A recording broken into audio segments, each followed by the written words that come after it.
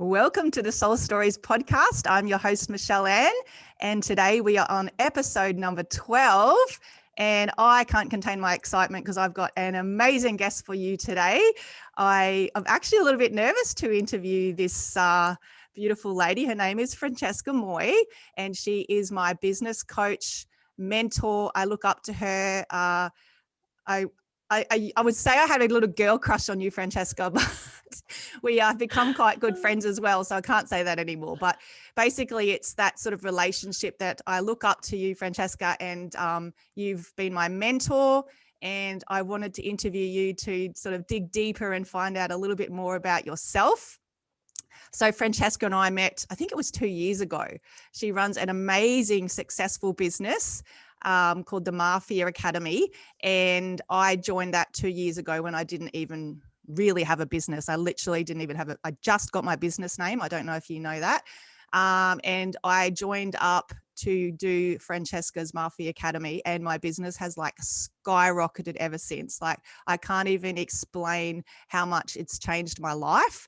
And I literally have just been told I have to start paying GST. So that's a sign of where we're at with my business. And I wouldn't have done any of it at all without this amazing lady, Francesca, being in my life. So her business is like really changing lives, like not just business wise, but personally at a personal level as well. And she's created this amazing tribe or community of like-minded men and women, and they just support each other. And it's just amazing what she's done. So yeah, I really do look up to her, and that's why I'm a little bit nervous today. I don't usually get nervous before these, but yeah, it's really, really cool. She's got a lot of followers too, so maybe that's why I'm nervous.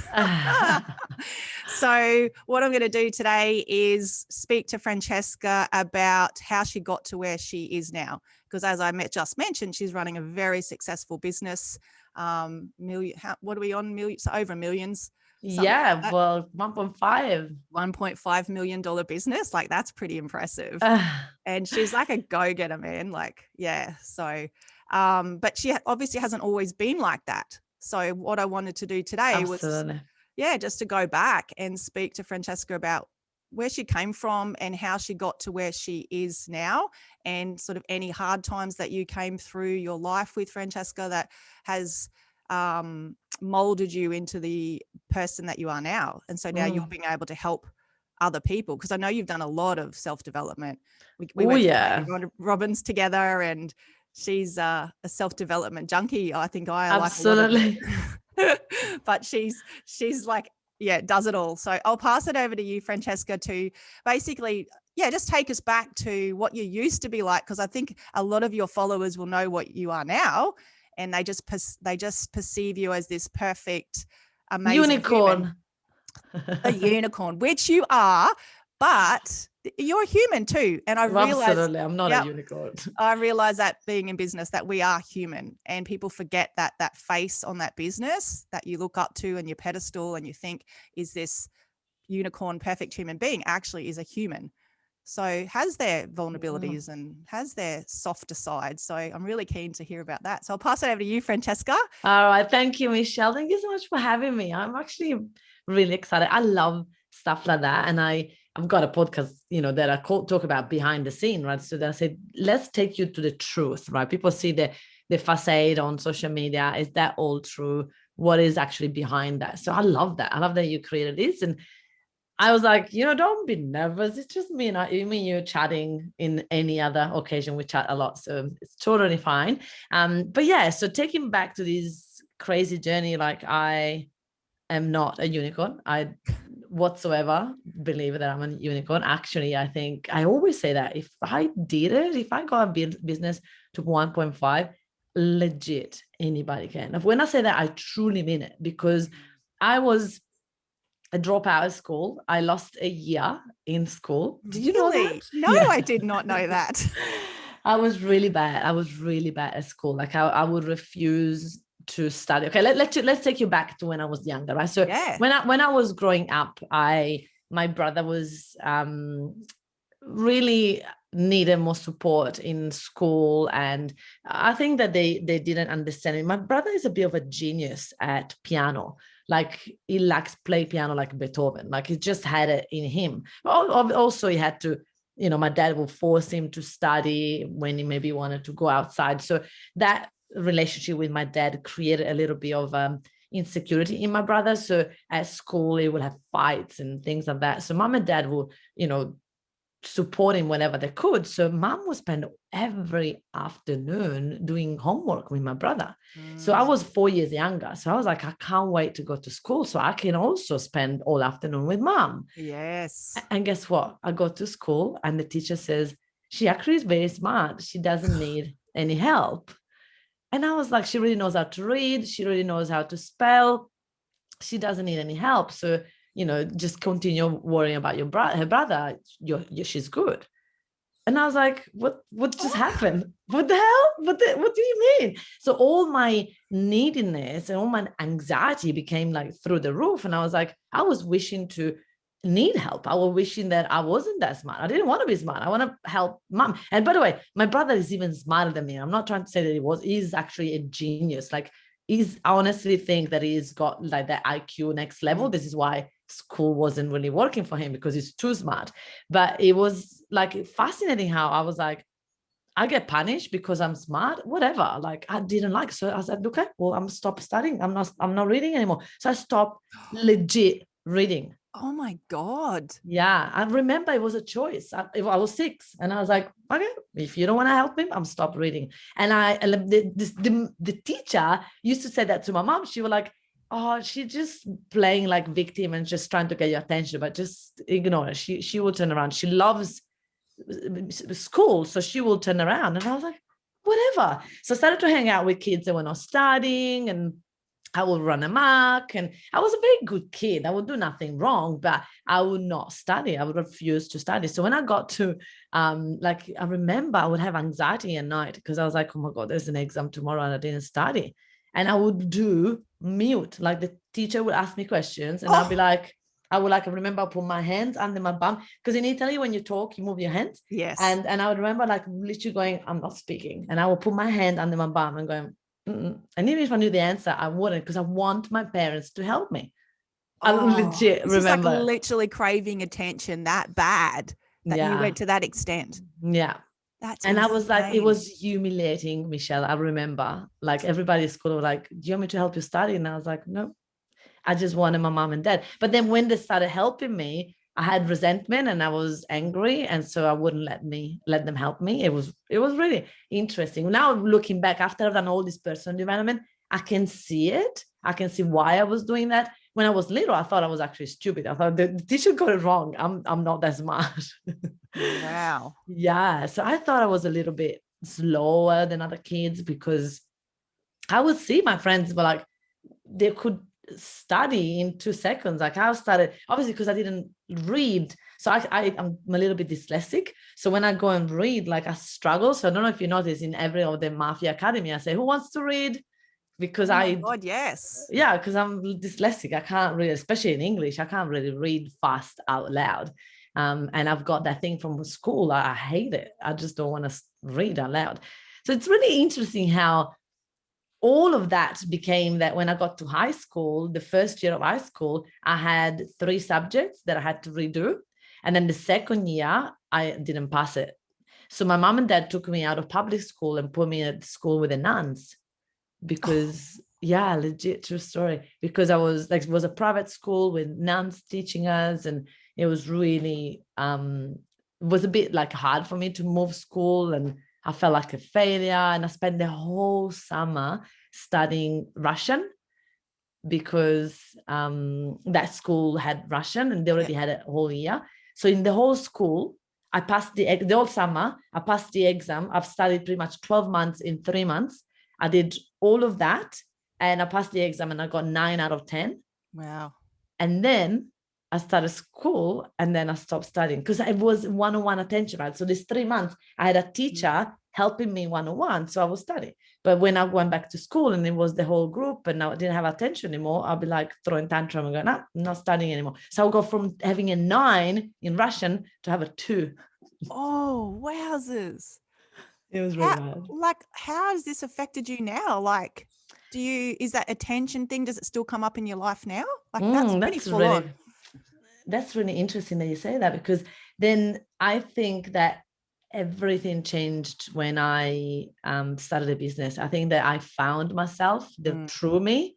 Yeah. And all those years I was just trying to get mom and dad love and attention. And so I think that it started slowly when I moved out of home. So when I'm 19, it's funny that literally I think that everything happened for a reason. I had this dog that was the cutest thing, and I would have never left her.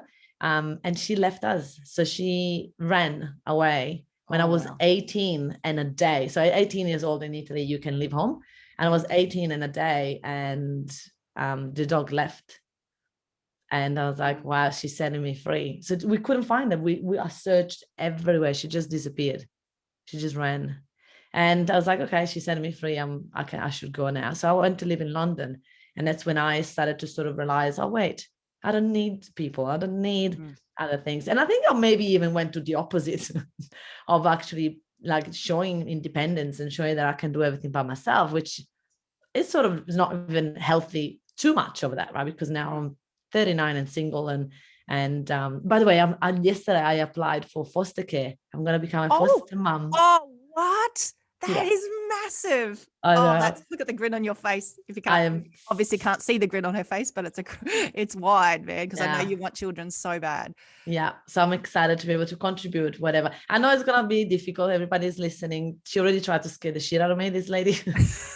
I'll probably do on purpose to say, it's not going to all be rosy. I'm like, I know, but I'm here to contribute. Life is not about us by ourselves, right? So yeah, anyway, we'll just jump all the way from when I was little to here. But yeah, I wanted to leave home. I would blame my parents. I would just hate them. I've got the best relationship with them, both of them now. But growing up, I was just a victim. I just didn't want to take responsibility for anything. And for me now, it's really hard when I see clients that are victim. I just want to shake them. I was like, just get over yourself. Just look on the other side. Like I take so much responsibility now, sometimes too much. Sometimes I always think it's my fault, because if I created what I created, anybody can. I went from being the slowest at school to start my own business. Like everybody of my friends are like, what are you doing in Australia? Like, you're like honestly, famous now. You've created this business where, well, yes. I don't know if I'm famous, but yeah. I would call you famous. Anyway, so you've gone from that. Like, what was there any moment that flipped it for you, or was it just a gradual change? Like, that's extreme to go from. It is extreme. Where you were to like what you're doing now. Like, that's insane. Honestly, I think there was a moment that flipped it, and it was a Tony Robbins event. It sounds like a crazy thing, but during the last BMI, the last 3-day workshop with my clients, I was driving to work, and I remember at this Tony Robbins in 2015, I recorded this Tony Robbins meditation that he was doing, and you can hear me yelling on, when he says like, I'm the voice, and I'm like, I am the voice, and I'm yelling with all my voice. And I can feel, and I remember that in that moment, I chose to become a leader. I chose to, I believe, not follow. Like I just, honestly, I get goosebumps. I got goosebumps now too. Everywhere, because when I listen to that back, I feel that Francesca, and I go, wow, you brave little thing. You did make a decision then. And I never looked back. I'm like, no, I'm making this work. And this is why I get so passionate with people. I'm going to stop thinking that it's so hard. It's the decision. And the moment that you decide, then everything aligns. Mm-hmm. And I find it fascinating and frustrating that I can do that in every area of my life, except love. Yeah, it's a hard one, isn't it? It's a decision. I'm like, all right, I've decided I want a husband and kids. Now, let's go. And everything else you've decided has just happened, clearly. Yeah. And but now not this bit. Yes, but you're still doing something about it. Like you're still taking some action to fulfill what you need and to give back as well. Yeah, well, I didn't for years. I just sat in my ass and complained about it. So I went now to the place of going, what am I doing? Like I do in everything else. And because you know what? a lot of coaches were saying to me, because you know that I have coaches in every area of my life, right? A lot of coaches were saying to me, Francesca, this is a place where you don't do. This is a place where you go into your feminine and you be. Yes. So I was like, all right, let me be. Let's let me meditate a child into my life. Right? I'm like, I am being, people. I've been for the last 10 years and nothing happened. What's going on? And I meet the wrong man and I get my heart broken and I'm done. I just want to love someone. And it's actually been a really hard year for me in that area, because everybody see me from the outside and then, oh, she's single, she doesn't have kids, of course she's successful. And I'm like, you guys don't see, like, being single and by myself at 39 is not really a plus. Like, I was going to ask you that, like, yeah, you've got it all, like, as people looking in, but there's always a sacrifice. Well, not always, but usually there's something that's sacrificed in your life. Yeah. Well, I don't have anybody to share my success with. So I tried to do that with Ollie Boy, my dog, but it doesn't really, he barks when I'll celebrate, but that's pretty much it. I was actually complaining to him last night. I was like, okay, Ollie, listen, let's have a conversation right now. I got you to get cuddles and you don't cuddle. Something wrong with this. Where is the return button? I want to change the dog. I'm kidding. I love him too much. Right? Don't get any cuddles for him. You got to train him better, Francesca. I know. Maybe I should just like put treats in behind my ear and get like a little hug. My German Shepherd, like, literally when I go pat her at nighttime, she puts her paw out on me, like, literally, like, it's not a cuddle, but it's the same feeling. She looks at me and puts her paw out on my leg because she knows we're having a moment. So it can definitely, the bond is there, like the connection. Oh, the bond is there, but it is reflecting my energy, right? Because I'd say I want love, but then when I get it, I push it away. Oh, that's big, hey. That's massive. Yeah. Wow. Well, and so have you thought into why you're pushing it away? I think is the fear. So going back to my childhood, and I believe that everything that happens now is sort of start from when we were little. And my dad was a cheeky man. He wasn't very faithful to mom, and he brought a lot of anger into the house because he was feeling guilty, and that guilt was turning into anger and abuse. It wasn't abusive physically, but a word like verbal abuse was every day. Worse. Yeah. So I think that I am craving love and I want love, but I just don't want drama.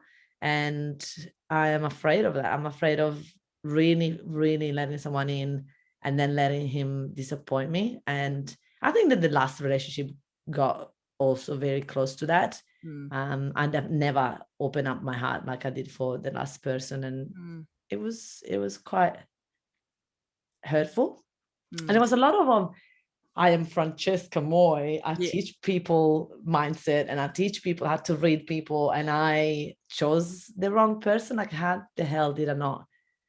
It's because we're human. Yeah. Like, that's why we're doing this interview, because we can't be perfect. Like, if we're perfect, we'd be bloody angels in the sky. That's what I discussed in my first podcast interview with myself, was that I'd realized when I think I was about 6, I wanted to be perfect. It's like, okay, I'm gonna do everything good and be a perfect child.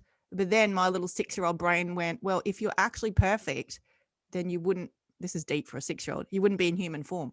Wow. You'd be an angel, because humans, how does one work that out at 6? I don't know. That's amazing. It's pretty crazy, but that shows to me that we've been around a few times. Yes. To know this sort of stuff. But yeah, as I was saying, we are human. And we're not perfect, and we can't be perfect. Otherwise, we won't be on this earth. And I think that with the success that I have achieved, there is the perception and the expectation. And first and foremost, from me to me, like, I know that other people have that perception and expectation, but I think that I do to myself way more than other people. So I'm like here going, by now I should be married. By now I should have someone. If I'm that good and people are saying that I'm so amazing, why the hell I'm single? Like, there's all of that expectation and all of that. If I'm still single, then maybe I'm not that good. And then there is all that doubt, and then start to creep into the business side as well. So it's the struggle is real. People don't want to see it, or they they choose not to see. I do share some of it on social media. I do share what I can, but I also know that I've got, and maybe I'm wrong, but I know that I've got a purpose and people are looking up to me for direction. And I do share that I go through ups and downs, and I do share some, but I do feel that people are waiting for me to direct them. So I feel that I can't fall apart. Yeah, that's a huge pressure. That's a massive pressure to feel. And I think the hardest thing for you is that you're in business. I know you've got your team and they're really close, but you're in business by yourself and you also don't have that partner. Can't even imagine, like, business is lonely enough by yourself, but at least if you had that partner that doesn't just woof at you, that you could share the lows and the hard times. Like that's the hard thing here. And I haven't met a man that is willing to watch my success and not be competitive or jealous or try to stop it or try to dim it. Like, one person that I was dating was like, oh yeah, I saw somewhere that you wrote 3 books. Like, what, you paid someone else to do it for you? Like, I guess you didn't do it. Like, trying to make it sound like, it's not that, like, I'm not getting intimidated by you because you wrote 3 books. Like, okay. And I'm like, yeah. I said, look, it actually wasn't that hard because I've done it with someone that's got a really good system. So it wasn't that hard. It's true. But the way it was said, I was like, okay, you're trying to make it sound like less important. Because today, especially, it's very hard for females and males when you've got a strong feminine energy. Like, you are a strong woman. And I know, you have. But am I? Well, that's what you portray. That's the thing, right? So this is what okay, let's go there, right? Because my family, everybody always said to me, but you're the strong one, but you're the bigger one. Or I wasn't the older one in my family, but I was the happy one, and I was the positive one. And like, just stop it. Like, you know best, you know better. Just don't trigger that person, or don't do that. Like, I was like, when am I allowed to misbehave? When am I allowed to throw a tantrum? When am I allowed to, like, I always been the glue of my family. I've always been the one that everybody comes to me to, vent or whatever. So I've never, ever had the other way around. And it's been really like this, I'm strong. It's been I'm so over it of everybody saying that to me, that, you're so strong. I'm like, am I? I'm like, I don't have another choice. Like, I'm doing it. I'm by myself on the other side of the world, running a business. But am I strong? Like, am I stronger than you? I don't think I am, because you went through 2 births and you've done it. You pushed 2 humans out of your thingy, and I haven't. With no drugs, mind you. Yeah. Right? Yeah. Right? So how am I stronger than you? I probably am not. We're all equal. But the thing is, I think, and this might come part of it, is it's what you are portraying out to the world, that you are strong, and people need to see that other side. And that's why I remember listening to that podcast you did on, what's your podcast called, just so everyone knows? Business Behind the Scene. Business Behind the Scene. Scene or scenes? Scene. With Francesca. And I listened to this podcast of hers, and I heard another side of her that I hadn't heard before. And I was like, oh, wow. Like, I felt so privileged to hear that side of your life, because you're successful, and I know you do share bits and pieces on your social media, but it was really lovely to hear that, that you weren't as, like, tough as everyone thinks. And maybe when you portray that out, and with them looking for a partner, that opening up your feminine energy more and just portraying more of the vulnerable side. I never told you this. I don't think I've told you this before. I'll just do it on a podcast, but go for it. A little while ago, I had this vision of you, because I'm quite spiritual. I had this dream. I actually dream of you quite regularly, not in that sort of way. I dreamt of you last night. Okay. No, it was a dream of you, and there was a male standing there, and he was like carrying you, like it was this masculine figure who'd picked you up. And it was just, I got this feeling like he just allowed you to be Francesca. Like, he wasn't worried about your success. He didn't feel threatened. He had his you said, can we swear? Yep. Let's do it. He had his shit together. Nice. And he wasn't fearful of your success, and he allowed you just to be in your feminine. And it was such a vivid dream. And I thought, I didn't know you that well back then, so I didn't tell you, but Yeah. I've also I had love dreams it. about you when you went through all that stuff with your last partner. Mm, I don't know if Diane, but I had dreams about you then as well. And I rang Diane and said, "Is Francesca okay?" Because I just had this dream that she's not okay. mm. And I didn't know, but you were gone through a lot Maybe of go stuff. into your dream and ask for the address of this guy. Oh yeah, that's a good idea. I might do And that. maybe they'll just find him already, because I'm one. Honestly, like okay, there's two things here I want to say. One is I feel that I haven't allowed me to be me fully. Mm. So as I came to Australia, and I've done that from the moment I moved house and I went to from Italy to London, I was able to recreate myself. Nobody knew me in London, and it was like, all right, well, that don't have to be that whinging Francesca. I can be something else. So it became like a thing that every time I changed city, I would be like, okay, who else am I gonna become? Right? I can just reinvent myself. And it was quite good and healing, and I could, there was so much growth in to be able to do that, because a lot of time when I talk to people that have lived and growth in the same suburb, they all have that perception of who they are. Like other people, but I can't change. Other people know that I'm the lazy one, or other people know that I'm this. I didn't have that. I could just, I am who I want to be, and I don't talk to my friends anymore. So let's go. Like I used to do that a lot. I used to just push people out so that I don't have to stay like that. I can just change my whole personality and recreate myself, which is good in one side, because I have changed massively. But this is now where now I've found who I truly always have been, but I never was able to be. But what I found is that when I go into relationship, I just go straight back to that old needy Francesca. Oh wow, that's Yeah. yeah. So it's really hard for me to find these strong, independent, and loving, because I'm very loving to my clients and I'm very loving to my team, and I love laughter and I love inclusion and all of that. I struggle to bring that into a relationship because there is a deep fear of being betrayed and not trusting men, and eventually they're going to turn around. So I think that's been, when you were saying that, I was like, yeah, well, I'm learning how to hold my younger version of me rather than judge her and say she was that, and she was bad and she was a victim and blah blah blah. I'm sort of inviting her back in Australia. So I used to say she's not allowed in Australia. Oh, that is so cool. Because Yes. you have created this person, Francesca Mm. Moi. I know that's your name, but you've Yeah, created what I described you as before, like I that's have. strong, that thing. But yeah, when you bring that little inner child back in from Italy and embrace and love her and accept her for everything she is, I Mm. think that's where the magic happens. Mm. Because And I then when think, she's okay, then when yeah. you do meet someone, then you're okay inside deeper. Yeah. Yeah. And it's funny because I'm, as you know, I'm dating here and there. I'm trying to date, and I've been Hey, we're not allowed. allowed to say the word try, remember? True, This is what I do in true. soul school to everyone that says try in my soul school calls. They get the big cross arms. I Uh, teach them all now when they hear the word try, they got to go like that.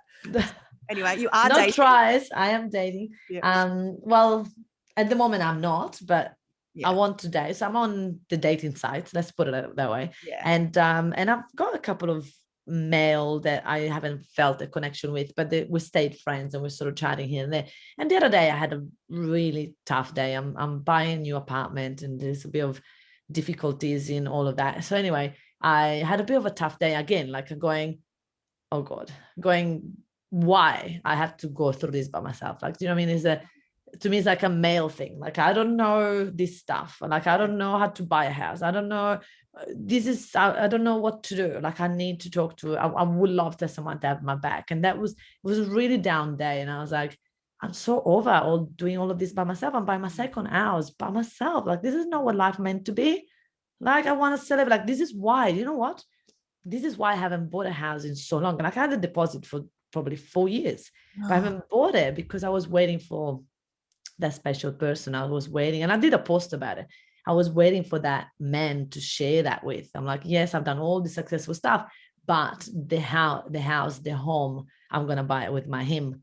And obviously it didn't happen. So I'm like, okay, well, the first one was just a house and I'm using it for the business and it's fine. All right, what about the second one? Oh, the second one is gonna be my family home. No, it's not. And so had a really tough day. And And then when I have tough days, I just shut everybody down, including my mum. She usually is my rock and I always let her in. But when I'm really down, I don't even talk to mum. And mum was trying to get in touch with me. And I was like, Mum, not today. Oh, that's Ollie there's boy. Ollie boy. That's Ollie boy Bring him protecting in. me. I was going to say let him in, introduce, but then I realized I can't see him. I know. They've heard him now. That's They've Ollie heard boy. him. Yeah, as I think that my chef is coming in. So it's just crazy how this guy that has been a friend, he was like, hey, how you doing? I was like, why does he message me today? Like, it's weird. And I said, look, and he usually calls me at that. It was like 8:30 and I said, look, I'm about to go to bed to meditate. I had a really tough day. And he said, do you want to talk? I'm here. And I was like, oh, no, I don't talk when I'm down. Like, and our dishes was like, no. And he's like, you don't have to be always bubbly, fun, entertaining you with me. You can just be you. And it really sank in. I'm like, oh, that feels so good. I still didn't let him in. I love that. I still didn't let him in, but it felt so good because I'm aware that I don't want to lead him on. I don't want him to think like that is more than I'm sure there is only a friendship there. So I just didn't want him to think anything more. So, but at the same time, I do that a lot. I always think about others. I'm like, I don't want him to think that, so I'm just going to shut him off. And I'm not the one, my friend, to feel my negative energy, so I'm just going to not share it. Like, I'm just like, just open up. Like, Similar. I'm just relating to something that happened to me the other day. I didn't realize how similar we were, but again, I'm single. I do have kids, but and I was at a cacao circle where we were facing each other, and Diane was running and said, like pretty much asked for a leader, put your hand up to be number A. And every couple I went with, I always put my hand up because I'm a leader. I step forward, put my hand up, and I got to the fourth or fifth one, and I was paired with a man, and they said, put your hand up. And this man, we didn't speak one word, but he looked me in the eye. I still get goosebumps without saying a word. He's like, I've got this. Put his hand up. Well, I just bloody friggin' burst into tears because I didn't realize how much I was always being in my masculine, stepping forward, putting up like you're trying to do, buy a house, do all this stuff on your own and be everything. When sometimes it's nice to just sit back and accept the help and accept that someone else can take the lead from you. Yeah. Like, give yourself a break. Like, it's hard. That phrase, I have got this. Oh, I remember. Oh my goodness. I remember my brother told me once. My brother and I don't have a good relationship, unfortunately, now. But at the time we did. And I will never forget. He sent me this text and he said, I've got you, sis. And literally, I was in tears. I was a mess. I was like, oh my God. And I didn't realize how much I was doing it all by myself and not allowing and needing, wanting that man, that person to just have my back. And for me, having my back doesn't mean that it has to pay for shit or it has to, right? It just means the presence of, someone that literally can be there. Like, he's just so hot. Like, I find it so hot as well. Me too. Right. But so like refreshing. And I feel that maybe because I'm a strong woman, but I call it bullshit. Like, I can be a strong woman and find an even stronger man. Like, I'm not that strong. Like, I don't feel that I'm one of those women that pull men down and treat them like shit. I will never do that. I don't even talk bad about men usually. Like, I struggle to, because I do respect them. Like, I do feel that I'm not understood in this world, and women are taking over and they sort of lost their space, and they don't know what to do. So I feel for them, but in the same time, I have chosen men that I have to be their mother. That's interesting in itself, isn't it? Yeah. And that is, at the beginning, is really good because I feel useful. I was going to say that. Yeah. It gives you that feeling of being able to change, because I'm a giver, right? I love to give. So I want to say, no, come here, I'll help you. I'll do this for you. Don't worry. It was so this out and whatever. But then that's the male's position, right? So I'm not. And then when that all falls apart and I go, okay, I'm trying to lean on you, and I always fall flat on my face because they're not holding me, then it all falls apart. So it's interesting. But obviously I know there's something that I am blocking that type of man to come along. This is why I said trying, because I'm putting myself out there, and the one that seemed like very strong, they just stopped replying. So they're obviously feeling energetically that I'm still not there. And I get frustrated because I go, for goodness sake, I've done so much freaking work. You have. I want to just be. I'm sick of doing the work. Just appear already, and I will soften it and just appear. What's your mum say about all this, out of interest? Because I know she's quite spiritual, but what does she say to you My as mum your and mum? Like as your actual mum, what does she say? My mum is cute. My mum, she used to do it when I was in Spain. When I lived in Spain, my mum was saying, "He's around the corner. He's around the corner." I was like, "Mum, you told me when I was in Italy and I went to London, no corner. I went all the corners in London, all the corners in Spain. Now I'm going in Australia, and I found him in Australia because my first boyfriend in Australia." And she was like, would never expect it was the Australian corner. I'm like, Santa Marisa. I'm like, this is like legit. And now she started that again. She's like, it's just around the corner, Francesca. I'm like, Mum, do not say that. I'm not going to America now. I'm not moving. No more corners. We got a lot of straight roads in Australia. I know, like, what corner? But my mum, in all seriousness, my mum, she just says that there's no doubts that I'll find someone that I'll have a family. She keeps saying that. I'm sort of, I have to be honest, I start to doubt that I will have my own kids. I'm getting to that age that I'm like, I mean, time that I meet someone and you have a relationship, like, let's be a bit realistic, right? I'll be 40 plus. I don't know. What are the chances that it can happen quick? Don't you worry about it. I had my first at 36. So yeah. But I'm not saying, yeah. Yeah, it can happen, but I don't want it to put all my happiness into that basket. You know what I mean? Yeah. Like, I can be happy without kids. I can, and I also been thinking about it. Like, I think that what I actually want more is a family. So the family doesn't have to be my own, right? I can just meet someone that already have kids and just feel part of their family. Like, I would love that. That's why, you know who, but I was very interested in that last relationship after my last one because he already had a kid and I'm like, yeah, this is it. Yeah, let's go. Because it is the family you crave. That's what I realized too. It wasn't, I mean, I was lucky enough to have my own, but I was with a guy before I had my own kids, and it dawned on me one day, oh wow, it's the family that I'm craving. He had little kids and I just loved it. I was like fully in my motherhood. And I wasn't really one of those people that said, oh, I really, really, really want to have children. I never did. I just just happened all of a sudden, accidentally, Yeah. Yeah, it's interesting because I've never thought I was a motherly person. Like, as you know, I've got people looking after me. I don't really cook anymore. I got a chef, I got a cleaner, I've got people that look after my car. I don't do any of the stuff. But I choose not to. I could, right? I could do. I've done it for years. I lived by myself all my life pretty much. But I choose not to. I'd rather spend quality time in other things.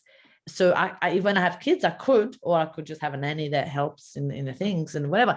But it's just the living a legacy. Like, I'm just thinking, like, I'm 38. When I'm 60, I want to be the rock to my kids. Like, my mom has been the rock to me. My mom is the rock. Like, honestly, I don't know what I would have done without my mom. Yeah. Like, in the last literally 10 years, like, she's been my rock throughout the ups and downs. And living that first relationship here in Australia was devastated, and mom was always been there for me. So I want to be that person for my child. Yeah, it's so true. And do you have lots of friends here in Australia? Like close friends that you can like be yourself with? That was my other question, because that can sometimes fill a hole. I don't let many people in. Why I asked you, Francesca. You said nothing's out of bounds. I'm just interested to hear the answer. Yeah, go for it. I've got nothing to hold back. I don't have I don't let many people in for a few reasons, right? So at the beginning of the business, when I would let someone in, then it would easily turn out into I'm paying for everything and they're picking my brain, and it was just like I felt used. But also the reason why I felt used is because it was my pattern. Every time I would get close to someone, I will feel used. So it wasn't them, it was me. It was my pattern. It was my way to protect me. So I felt used so that I could push them away so that I would be safe. Pretty much that's the pattern. Again, I didn't know about it. Sounds the same as the males, pushing them away so you feel safe. Yeah, isn't Yeah. it funny the patterns that come out in our life? That's Yeah. amazing. Yeah. Sorry, keep going. No, don't be sorry. And so I pushed most people away. I have now a couple of really good friends that I can be 100% me. I still don't 100% call them. I'll just deal with my own stuff. And if they call me in the time, then I do. Like Diane is one of them. You know that, your beautiful sister. It's been really random with Diane because she started as a client, so I don't usually let clients in. But we just clicked, and it was quite easy. And she's very respectful of the relationship between being a client and being a friend. And we had really some conversation about it. And Diane, actually, I told her she saw me in my most vulnerable position I ever been in my entire life a couple of weeks ago. And I was literally sobbing for probably half an hour.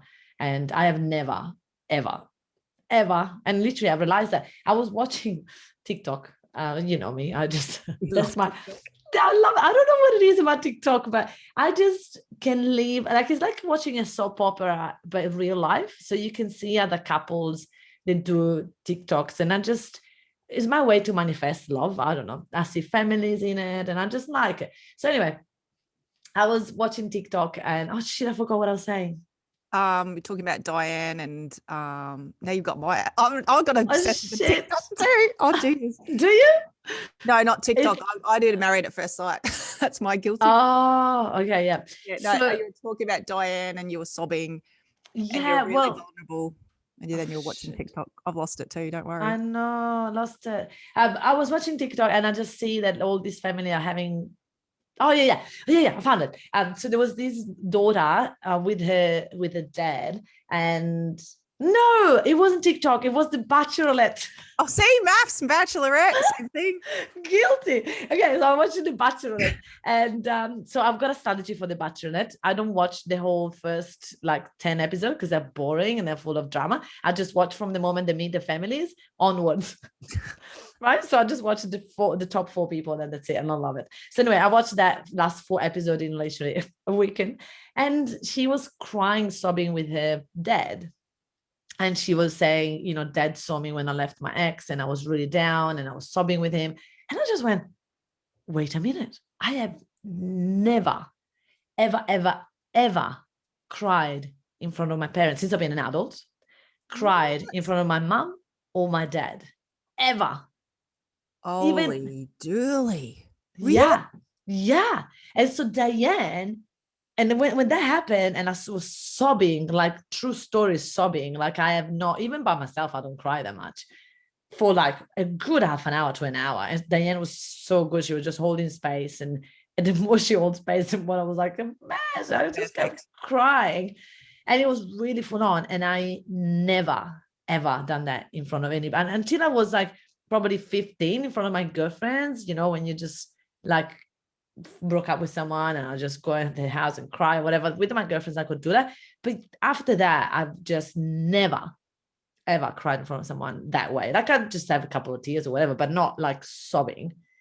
So it was interesting when in the same week, I saw that lady and I'm going, wow, I never ever cried for my mom and dad. And then doing that with Diane, I was like, shit, I actually don't let people in. Like I don't even do that with myself, to be honest. Like if I'm sad, I just go in my head and I just find a solution. I rarely go there. At Tony Robbins, Tony Robbins, it was 4,000 people. So I've cried for people.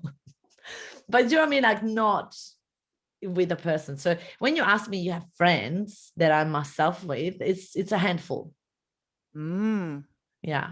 That's really interesting. I just feel that the more you open up, the more this stuff's going to come in for you. And you're already, I mean, just doing this podcast is huge. Yeah. Like that was part of the reason I was a little nervous because I know that you're quite private, and I was like, oh, I don't know what she wants to talk about here. And I don't want to. It's interesting. I don't see myself as private at all. Like I don't think that, but maybe I portray that to other Again, people. it's just the portrayal. It's just what you put really out interesting. To the world.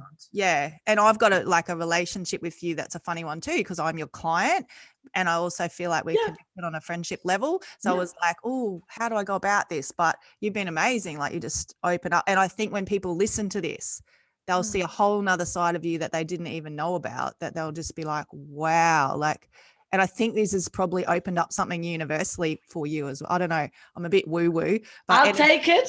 Yeah, like energetically, I feel like something's shifting for you. Like, and it's coming and manifesting in things that you probably didn't even realize, like crying in front of Diane, the fact that you realized, you know, about your parents, the aha moments, they're like energetic shifts for you. And I believe in that. I totally believe in energetic things. And this is why I sort of went a couple of weeks ago exhausted. And I said, you know what? I'm done. I don't want to, because someone told me, oh, energetically, you might have a block. And I'm like, far out, enough. I'm like, how many blocks can someone have? And I literally went, I was walking towards in the river, next to the river, and I just went, I'll surrender. Like, whatever you gotta do it. If I have to stay single all my life, freaking, I'll find happiness like in that. I mean, I'm quite happy. I'm not like depressed or anything, but I think I have been in the last year going through some type of depression. I don't want to say depression because I don't take pills or whatever, but I feel that in the last year has been really challenging between COVID and the biggest breakup and you know, being left with all these bills and things and the business not going as well as it's been a really tough year where I even thought a couple of times, fuck it, I'm just gonna leave it. I'm just gonna quit this freaking job with this business and get a freaking job. I actually thought that myself because the stress was beyond what I ever experienced. And I'm not someone that I want to fire people because the business is not going well. So I will put all that responsibility onto me. And I just like, this is exhausting. I just can't do this anymore. And I just went, I'll surrender. Whatever. You want to find me a kid, find it for me. You want to find a boyfriend, find it for me. You want to find me a husband. If not, I'm done. I'm done. Don't work for it. I'm done. And I literally, like, I was yelling at the river. I was like, I'm so done with people telling me you got to do more work. I'm like, I'm not doing more work. I'm enough. I think that's the key here. That's the not working. It's the artist like lie on the floor sobbing and just go, it is what it is. Like, like letting yourself completely be open to whatever. Wow, huge things today to talk about. That was awesome. So what I want to ask you now, I've got a couple of deep questions. I know our conversation hasn't been a more spiritual one, but that's why I love this podcast. Everyone's different. Sometimes they go really woo-woo, and we've talked about. I've got woo-woo stuff to talk about. Oh, have you? Oh, okay. Give us a woo-woo story then, because I've spoke to Alicia about her channeling. Yes, first guest, but give us a woo-woo. Okay, well, my mom is very, very, very spiritual, but she was very afraid of it because when she was little, she did one of those table thingy, and the table was moving like the Ouija board. Yes, and it was moving, and then the calendar moved, and like it was freaky. So she shut it out, so she wouldn't really do it. And then when I was little, I was always afraid of the dark because I could see things. And my mom was like, don't. She would just put candles. She would just be terrified of it until she started to embrace it. And mom now is like next level, like spiritual. She's so beautiful. And my mom have hired her to be my spiritual healer in our business. So anyone on my team can do a spiritual session with my mom and my clients, like you guys can do it. I've got a session with the 500 Club. That's exciting. Yeah, with the 500K Club, you guys have it. So it's really cool. But my mom is so beyond spiritual. I feel that I am, but again, I think I still block it a little bit because I don't understand it. So I am still, I can feel sometimes things and I just get goosebumps and scared. And then I say, okay, thank you. I don't want it. I'm not open to it.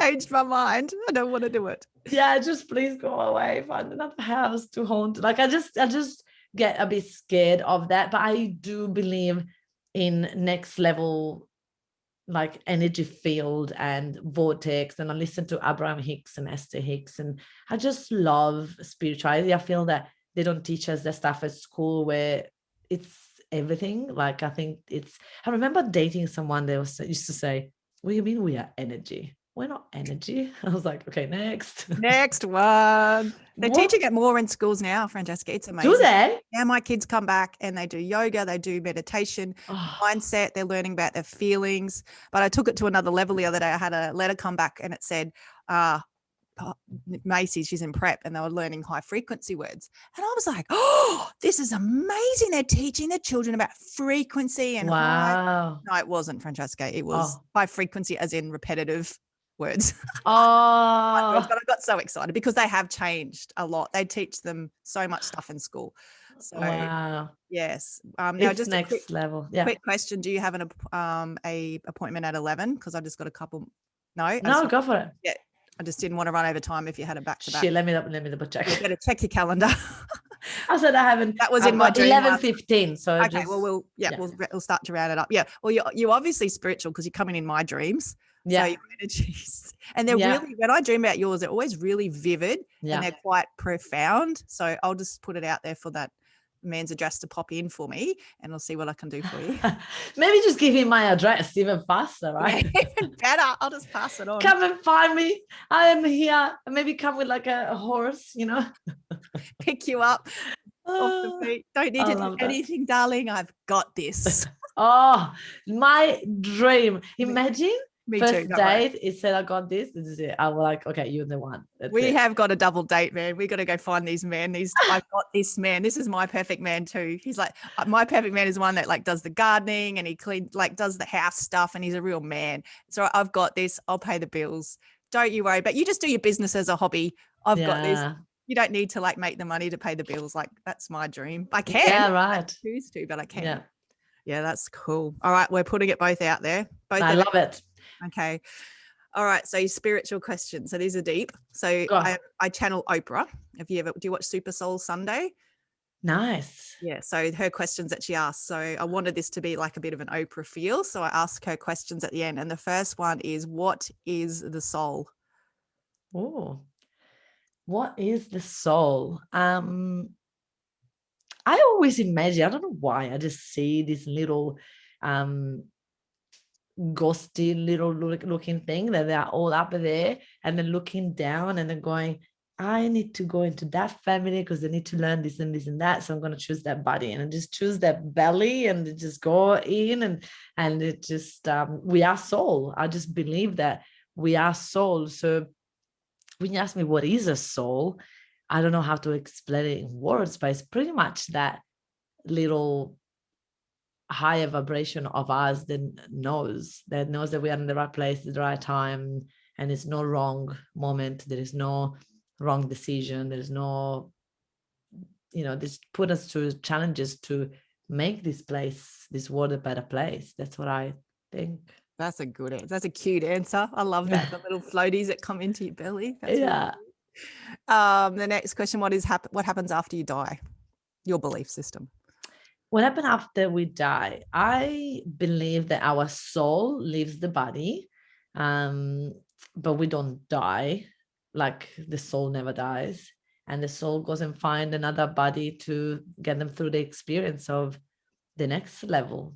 So that soul would have different lives and different experiences, and I believe that is the soul is finding. I don't know. This is where my belief. I don't think that the soul is looking for perfection until they stop coming back. I think that the soul is the soul that is trying to make the body a better elevator version. So I don't know if the soul is going to be perfect to stop coming back. I think that the soul will always keep coming back to just elevate the energy and the vibration of the world. And do you believe we go anywhere in between? Do you think it goes from one to the other? It's funny you say that. I do have this image of this catch-up place in the sky where people go, and I don't know where they come from, maybe from movies or maybe I visualize it, I don't know, but I do feel. Have you watched the movie? I think it's called Soul. It's an actual cartoon. It's amazing because it talks about, you will love it. I'm gonna send it to you. Yes. I think it's on Prime TV or something. But anyway, it's all about that. It's all about what's happened to the body, to the soul once it left the body. So it's really good movie. I'm keen to watch that. So you should listen to Kelly, my last podcast with Kelly Reeves. So she actually had a near-death experience. Oh, wow. Yeah, and she came up and was in like a waiting room, and people like waved through, and she's like, "This is crazy." It's craziest stories. Have a listen. It's Oh, interesting. wow. Yeah. Yeah, because I've I will. read a lot about near-death experiences. They all have very similar things. So Wow. that's cool. All right. And my last question is, what do you know for sure? I love that question. I love that book. Yeah, same. Yeah, super, super good. I know for sure, and I truly do know for sure that I'm going to be fine. I know for sure that everybody's going to be fine. Like I know, I have no doubts that I can't make a wrong decision. There's no wrong decision. So I honestly, when I tapped into that, there's no fear. I can just go. And I am doing something crazy right now. I'm literally putting every cent that I have into this other apartment, and I'm doing it. And there is, when I'm in ego, I'm like, what am I doing? There's fear, that is this and that. And then when I do it because I know for sure that it's gonna be fine. I'm gonna be fine. Yeah. What's your ego's name? Franchi. Frenchie. When my mom and dad used to call me Franchi when I was little. So every time I hear Franchi, just triggers ego. And I'm just like, that's good. little rebel smoking cigarettes. I actually got a photo. I can't believe you used to smoke. I nearly died when you told me that. I used to smoke big time, like bad. Like, oh my God, if I can find it. I know that this makes noise, but you gotta see. I know that maybe we need to do something about it, by the way. Like there's some of the photos that you're gonna die. I know. Okay, listeners, she's gonna have to post these up on her group. This would be hilarious. This is getting vulnerable. You should see. Okay, this one is me smoking. Look at that. This does not look anything like her. Francesca Moi. This is Franchi, is it? That's Franchi. Oh, yeah. You have definitely created the Francesca Moi persona. Oh, yes. She was just a troublemaker. But I would do nothing better. I would never take drugs. I would never get drunk. I would just smoke like a chimney. And sit on your hands and not talk. Yeah. And I pretend I didn't know any answer. Pretend that you're mute. Oh, wow. That is so cool. Oh, wow. What a conversation. This has been the best ever. I find it quite therapeutic for me, and I love it. People that are getting interviewed. It's pretty cool. Before we go, I want to just make sure everyone knows if they resonated, not if, because they will resonate with you. How could they may not? Well, they may not, and that's okay too. How can they get in contact with you and learn more about what you do? Oh my God, she's showing me pictures of dogs now. I can't stop showing you a picture now because I've got them all in here. Okay, sorry. What do I have to share? Where can people get in contact with you if they want to work with you or know more about what you do? Look, come and check me out at the Workshop Secret for Coaches Facebook group. It's where I pop a lot of free value in there. So you can, go and come and learn. If you're a coach and you want to know more about how to get yourself into a one-to-many position and start to run workshops, then probably that's the right place for you to start. If you're not a coach and you just want to follow me, just find me on Facebook, friend me, and I'll go from there. Lots of friends. So what's that group again? Workshop Secrets for Coaches. So Workshop Secrets for Coaches is her Facebook group, and she gives heaps of value in there. Amazing. Yeah, highly recommend. Obviously, Francesca, as I said at the start of the interview, why I loved what she does. So, she's still. Oh my God, Francesca, you should see the. Oh, I'm making it. Where am I going to put them? I'm going to send them. You share it with them. What do you want in your group? Yes, in our group. I'll share some if you're up for that. Yeah, what's your group? Right. So we've just changed our group name actually. So we're Those Two Sisters, Time to Shine with the number 2. That's our new group. And if you want to see these photos, I will post them up. Are you seriously up for that? Yeah. Oh my God. Yes. Okay. So now they won't feel left out because we'll post the photos of Franchi. It's like, oh my God.